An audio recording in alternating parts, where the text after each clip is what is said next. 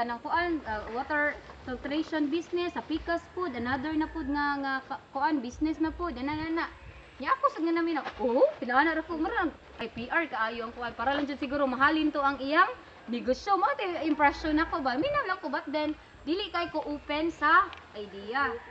But now, so it's 10 years ago, so it's 1998, so karon 2008. Tinuod jud ang iyang gisulti kay igling ni mo diri crystal clear. Igling is Picas, Aquaso. Igling is atubangan ATM, automatic tubig machine. So di ba? So inana ra pud siya nga kung karon dili ta this first year pa mo karon di ba? Kung dili mo mahimo og single step,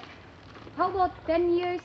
kanang from now nga basin mineral water na inyong kinahanglan iligo kay inana nakahugaw ang atong tubig or inana basin maligo na lang jud mo naka-budget na mo og baligtunga na lang sa balde di na pwede mag-shower tunga na lang gid sa balde kay inana na kawalay tubig niabot kita sa point nga linyaho na ang bugas hapit siguro maybe some of you wala na ka-experience ana kasi you belong to middle class or upper class pero way mag-expect na mahitabo na sa tuwa kasi we are top kanang producer of rice naa sa atoa ang mga may laki naabot sa ato ang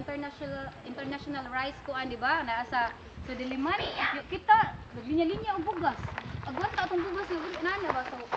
basin ang tubig mahitabo maabot sa point nga inana na niya kung we won't give any single realization di ba so especially kamo mga batan-on mga utukan unsa pa na you have the kuan you have brilliant minds and kuan so hopefully you could have a single step in the future or maybe bisa kanang basura lang that could make a difference na gyud so okay let us try to proceed in the dam structure kanang we will discuss more